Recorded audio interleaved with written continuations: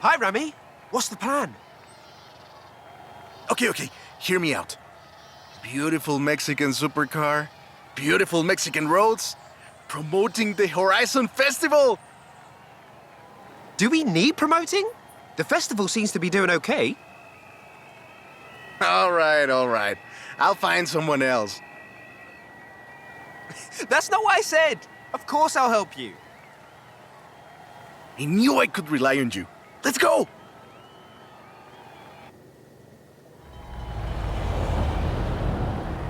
Let's get moving. Get some speed, then turn into the countryside. Really see what this car can do.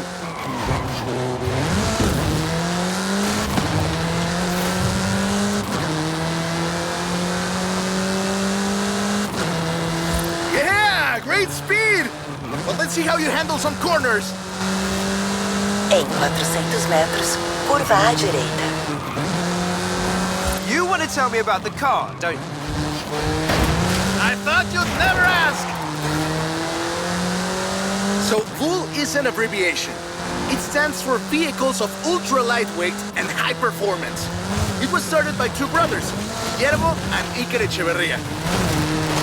The VUL 05 is a track-focused supercar, designed and produced in Mexico, but tested and optimized in the UK. I even think I saw one at the festival when I was over there. We're driving the pre-production version of the VUL 05RR, the even more track-focused version. Somehow, the designers reduced the weight by 65 kilos and increased the power to nearly 400 bhp.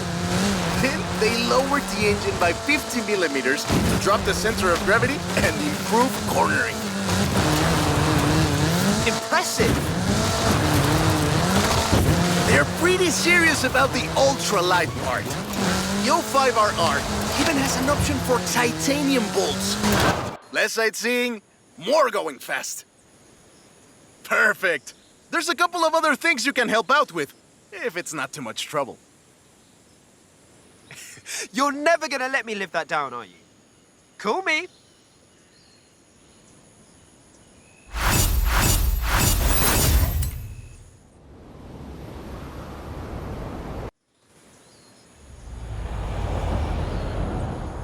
I just got my hands on a piece of Mexican racing history. Wanna see?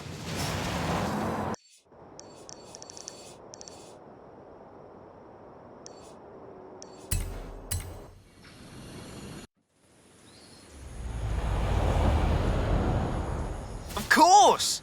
I'm on my way.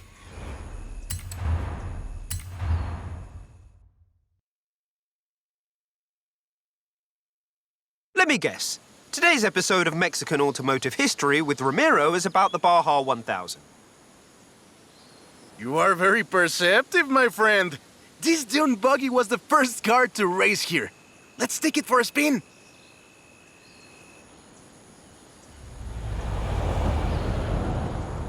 The Baja 1000 is probably the most prestigious race held in Mexico. Do you know how it all started? I assume the Myers Manx has something to do with it. Correct again. The Baja 1000 started as a very elaborate marketing campaign for the car you're driving. But let me start from the beginning. On the 22nd of March, 1962, Dave Eakins and Billy Robertson did the first real Baja run.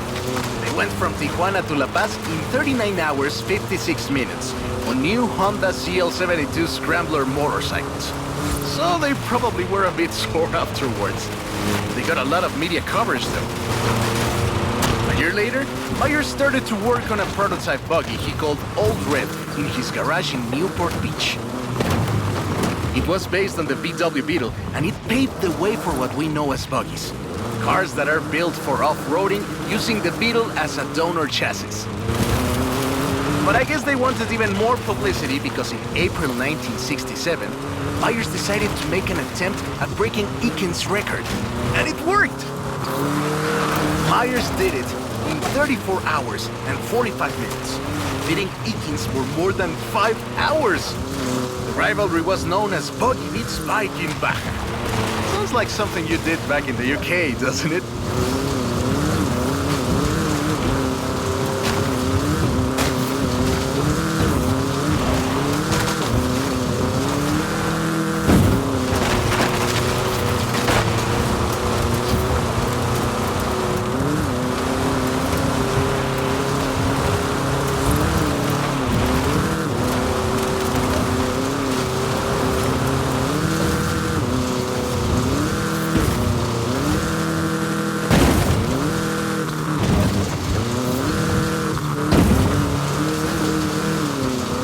years max became an overnight sensation as a result, and suddenly they were friendly races all across the Baja.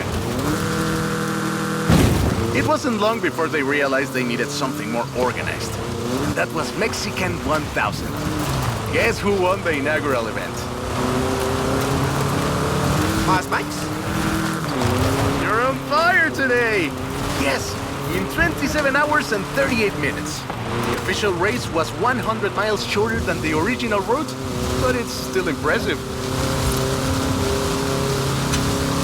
The Mexican 1000 was later renamed to the Baja 1000 and is run to this day. Em 200 metros, curva à esquerda.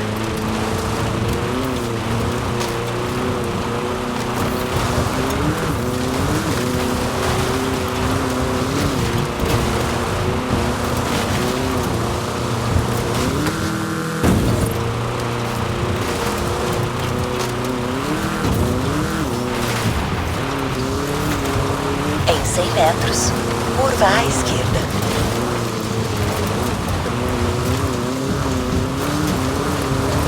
We didn't do the full route, but at this rate you would have had a shot at the original record.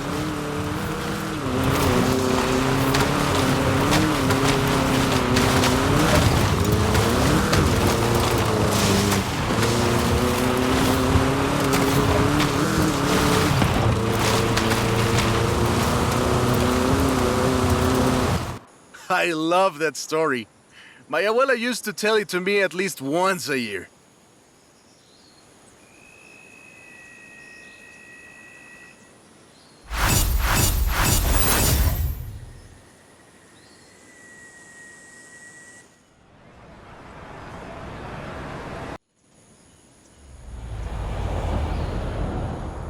Hey, come quick! Papa Fernando needs your help!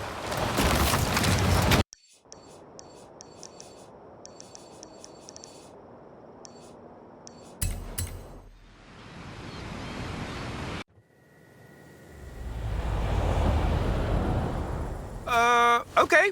I'll be right there.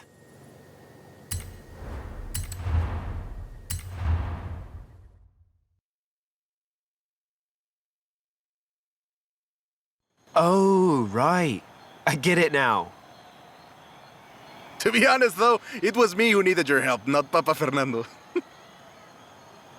I can't fault that logic. Who are the other racers? You know them. It's the Born Fast crew. They're raring to go.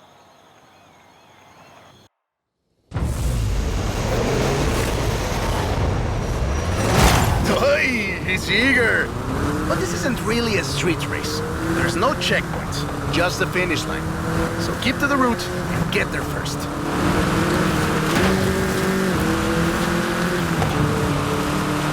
It's hard to overstate the effect that the Beetle had when it arrived in Mexico in 1954.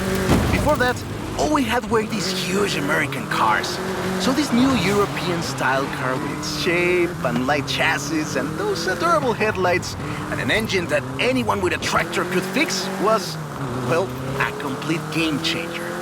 They were so exciting that they were displayed at the Ciudad Universitaria in Mexico City, and there were lines to come and see this new car.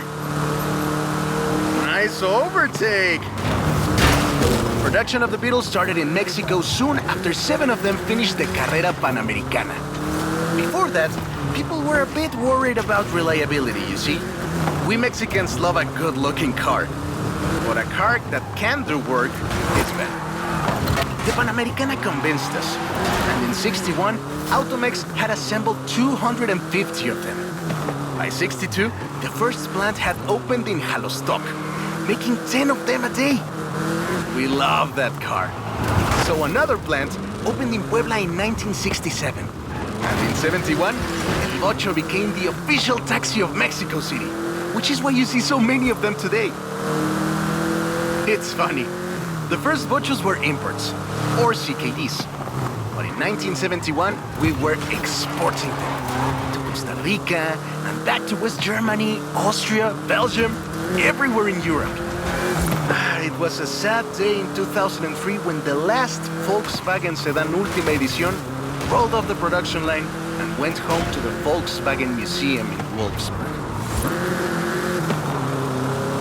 That's more like it! Eso, Bochito, eso! So loved was the Bocho that it eventually outsold the Ford Model T to become the world's best-selling car. And was the first to reach 20 million sales.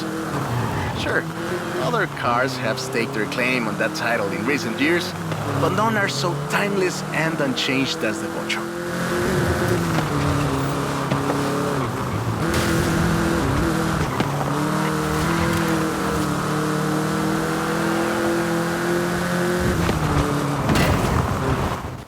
That is a great car.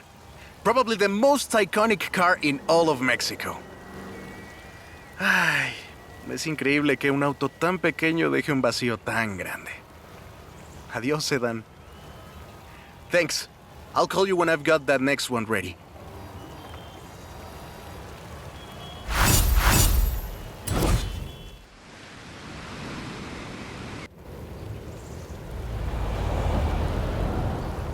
Quando for seguro, dê meia volta e retorne. I have a brilliant idea! Another.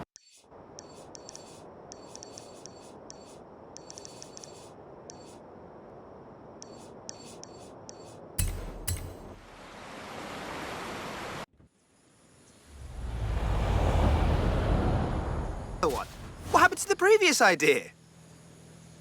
This one is better. Meet me in town.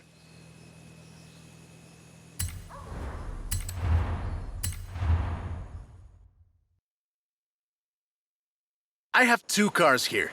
A first-generation Volkswagen and a 7th-generation Volkswagen Golf. Made in Mexico for almost half a century. Sadly, they stopped building them in 2021. But we can still race them. What do you say? To make it fair, I will give you a chance to make an informed choice. Let's go for a test drive. And I've got lots to tell you about Volkswagen Mexico.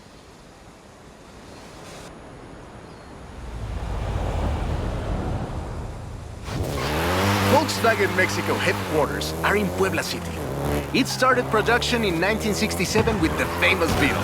As we call it, the Bocho.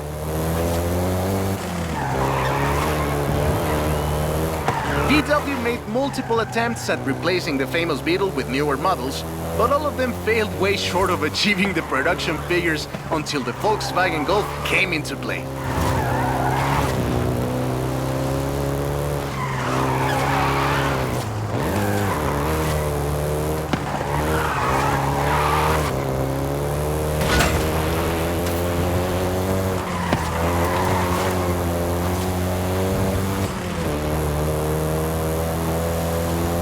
The first generation was released in Mexico as the Volkswagen Caribe and had quite a few variations, including the Golf GTI you're driving right now.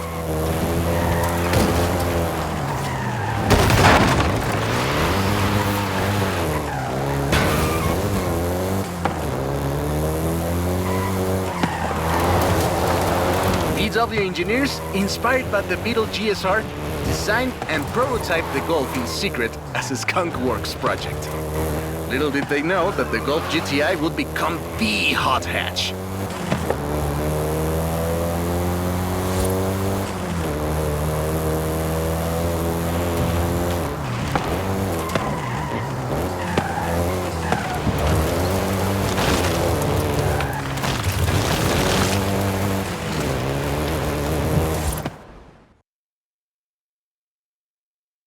Shall we jump 40 years in the future and try the 7th generation?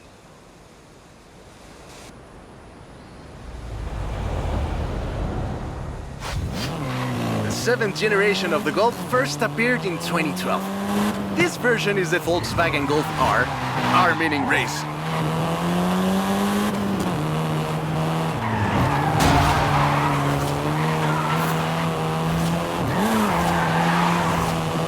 This was the fastest Golf in the range, with a 0 to 60 time of 5.1 seconds.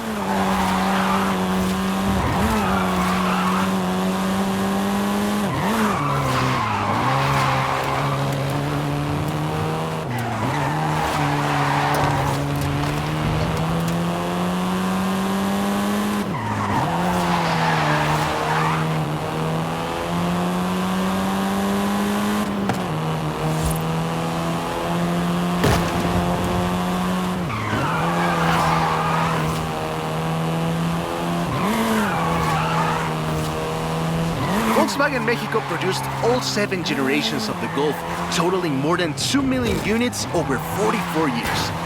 In fact, a lot of Golfs you find in the US were built here.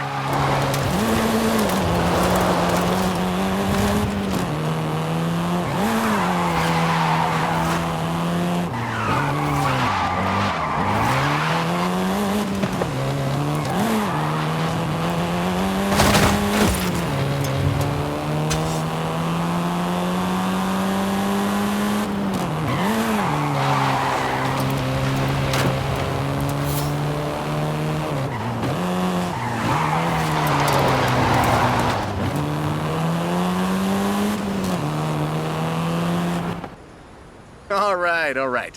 Enough driving around. Let's go head to head, after you've had a chance to rest.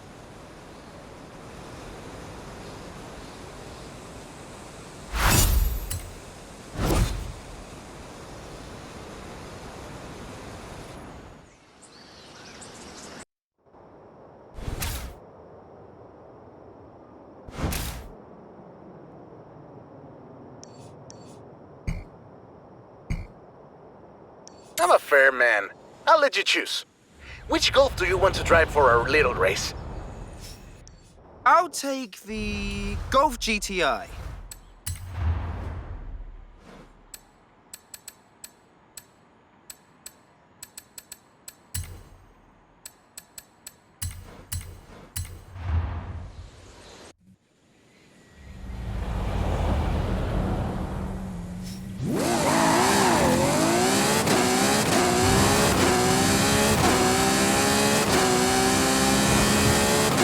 Em 400 metros, curva à esquerda. Curva à esquerda.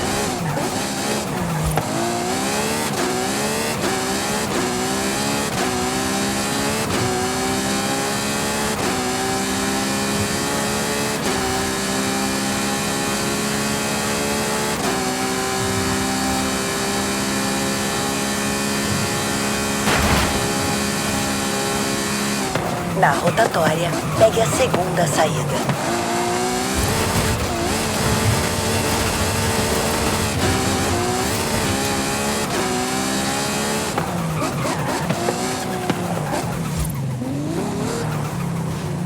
Você chegou ao destino.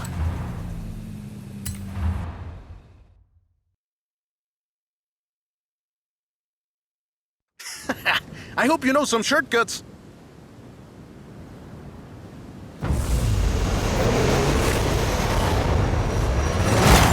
See you at the finish line. Don't make me wait for too long.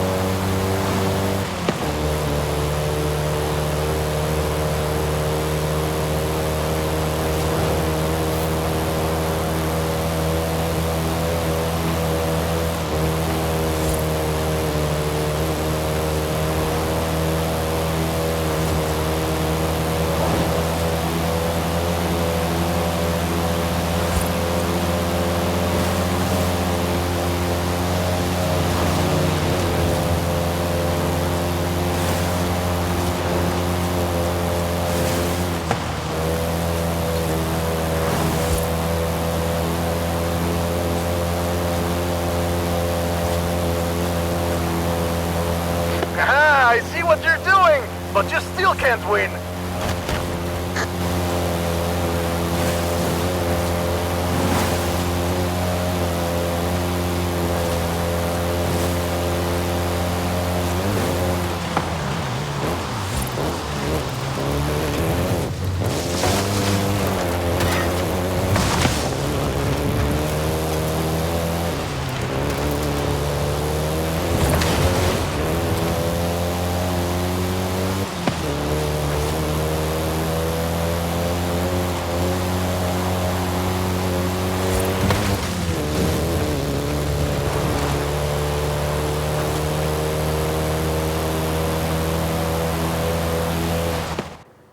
What a race!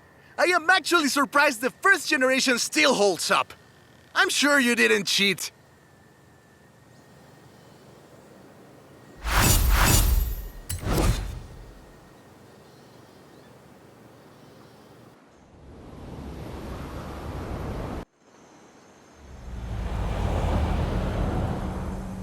a story to tell you, my friend.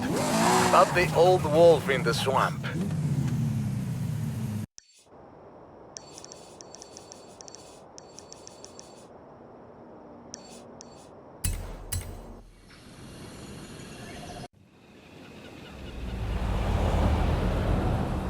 Are we going to a zoo? A swamp! I'll pick you up.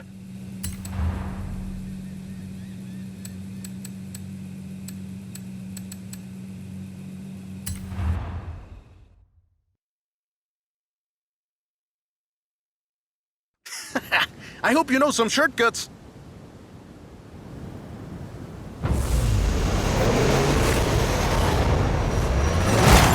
See you at the finish line. Don't make me wait for too long.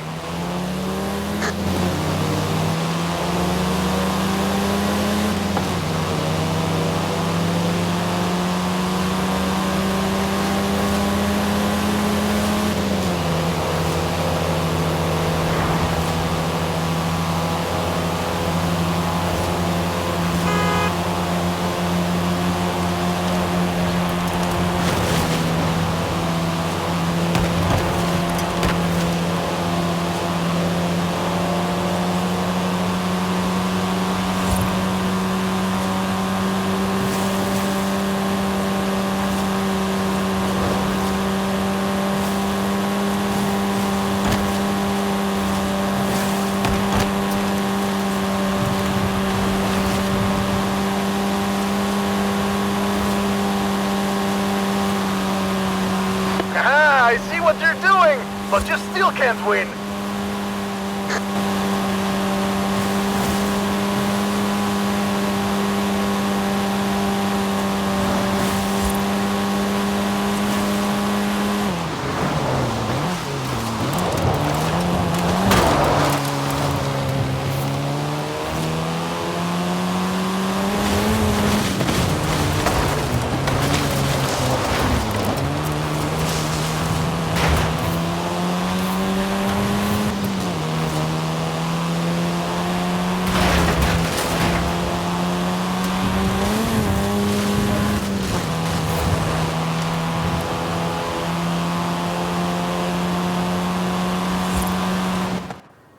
What a race!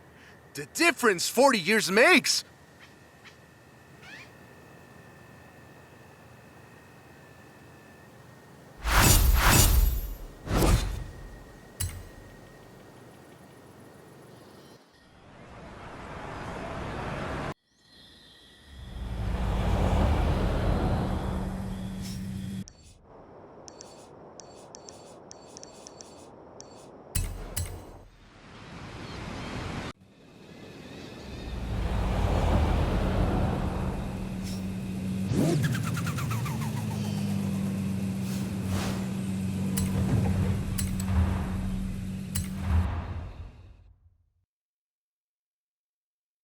That's the old wolf.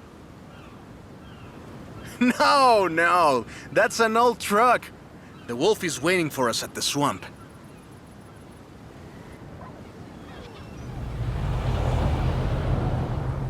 Haley asked us to clear some debris, and I've got just the car.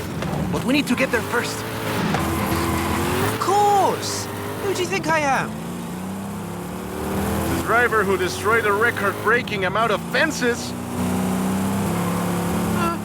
That's fair. Careful there!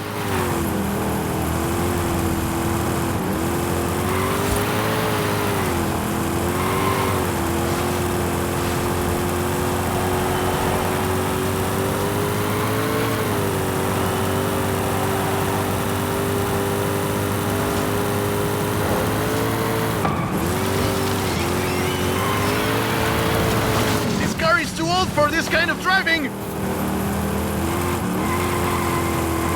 200 metros, curva à direita. Curva à direita.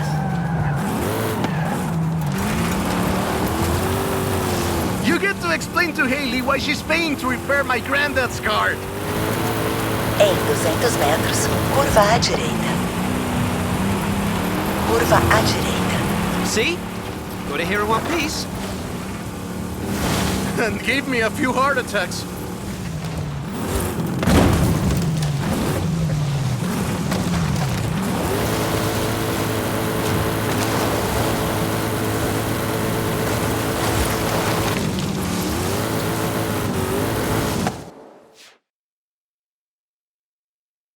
And now, let me introduce you to the Ford Lobo. This car is more your style. Now that's a hecking good wolf.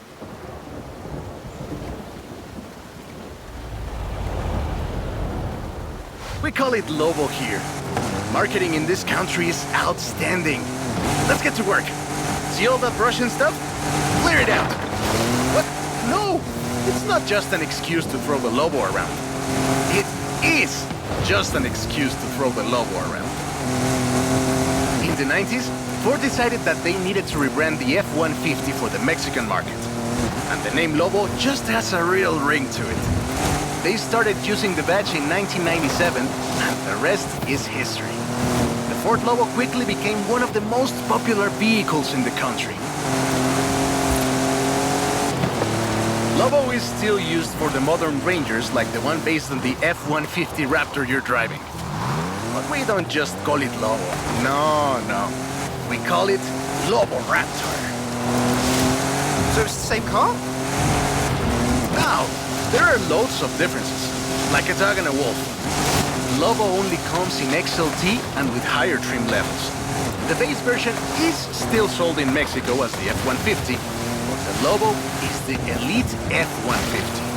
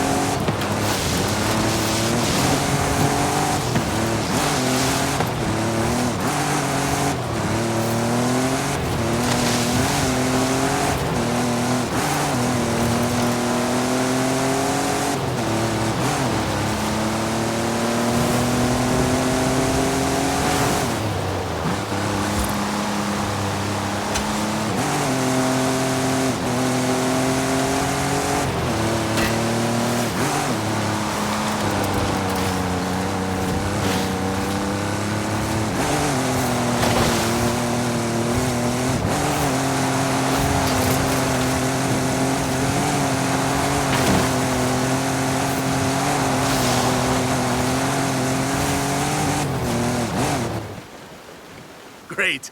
Job's done. And the scratches will buff right out. Thanks for the help. Now I just need to get my abuelo's old F-100 back to the garage.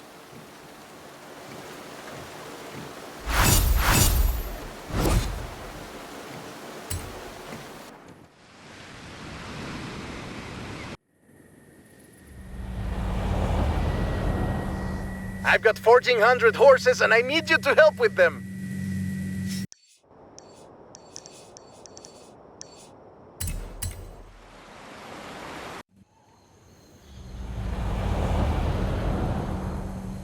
I think I know what this is. I'll be right over.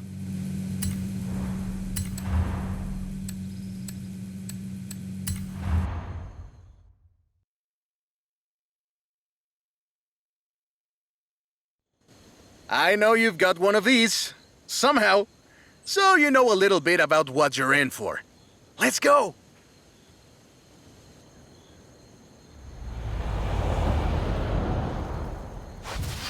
Let's take this down to the beach. Stick it in AWD if you like.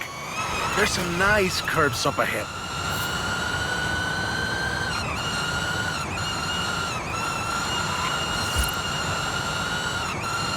Calm down.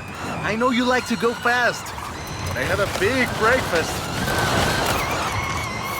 This is 2021's EV of the year. And it was up against things like the Taycan and the e-tron and the Recharge. It set 3 Guinness World Records, and it's inspired by the beautiful original Mach 1. And I'm telling you all of this because the Mach E was built right here in Mexico at Cuautitlán Assembly. Hey, I have to keep this back. Be careful with it. Cuautitlán Assembly has been building cars since the 60s.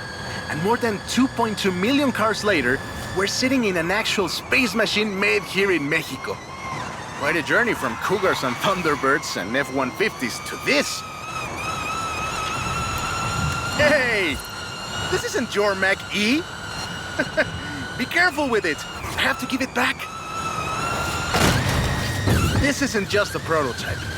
Cuautitlán Assembly does a range of options for the Mach E. A 68 kilowatt-hour standard and an 88 kilowatt-hour extended range version. It will give you over 300 miles of range on a single charge. The Performance GT version is the really wild one. 0 to 60 in 3.6 seconds.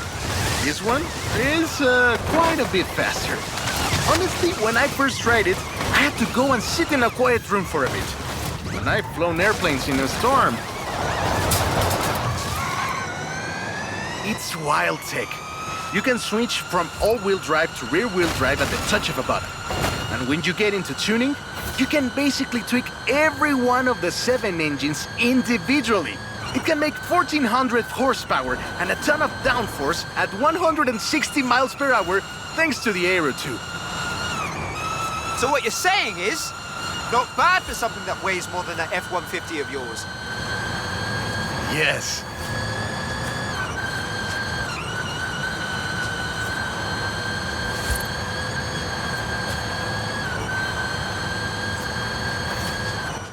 And there we go. Sunrise over the sea. Beautiful. But we're not done. There's one more thing to look at. I'll let you know as soon as I have, found it.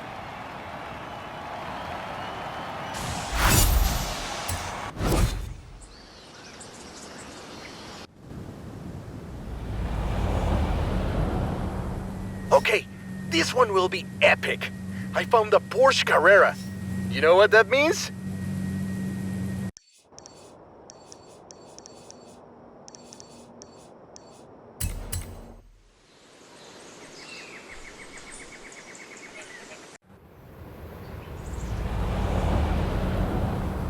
Racing? And what do you mean, found? In a barn, of course. And of course it's racing. Come meet me at Guanajuato.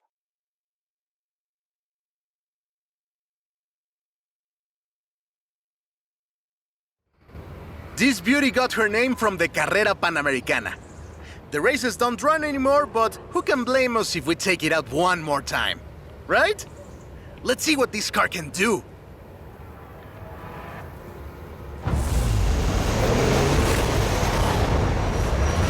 There's Jamin! Guess he wanted one last race.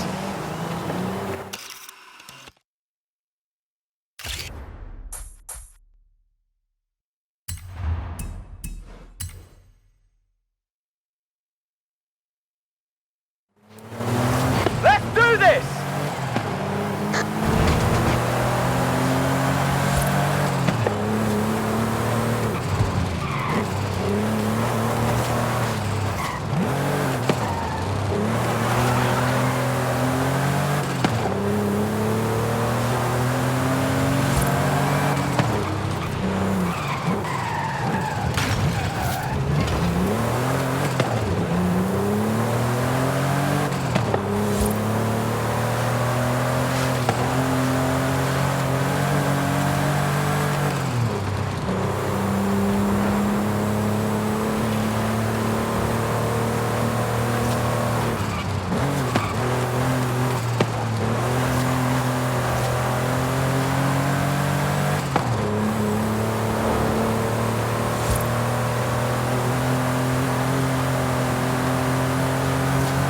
race had 132 competitors, and everyone turned up. Amateurs to F1 drivers, men, women, professionals, anyone who had a car. Do you know anyone who participated? Aleja thinks Papa Fernando did, but she thinks Papa Fernando did everything. I know we used to go to the races with my grandfather. Ah, qué buenos recuerdos. There was no speed limit before 2012, and you'd see cars doing 180 miles per hour. Not that I know anything about that. 2,178 miles of the Pan American Highway run through Mexico. The race itself had 9 stages and lasted 5 days. But the sheer distance wasn't the only challenge. Constant changes in the elevation from sea level to 3 kilometers up. The most challenging road race in the world. The winner of the very first Carrera Panamericana was Herschel McGriff, who drove an Oldsmobile 88 at an average speed of 88 miles per hour. The Porsche Carrera got its name thanks to Hans Hermann, who won the small sports cars category in 1954. He drove the Porsche 550 Spider and came 3rd overall. He was sick before the race, and his tires came off at the start. He really pulled through against the odds. Porsche had 6 cars competing in 1954, and all of them made it through the end. A lot of others didn't, let me tell you. Enjoying yourself, are you? Yeah, I kinda had a feeling you were. 1954 was the last year the original Carrera Panamericana took place. But it gave us the most famous Porsche model, the Carrera you're driving right now. The Carrera RS 2.7 was the first production street racing 911. It was built on... This is Jamin's exit. It's been fun, my friend. Take care. Looking forward to seeing what you can do out there. Have fun now, yeah? Great race! Almost like we did a little Panamericana with a friend. Anyways, hope you had fun with this little stroll through cars hechos en Mexico. It was great! And let me know if you, find any other cars like that.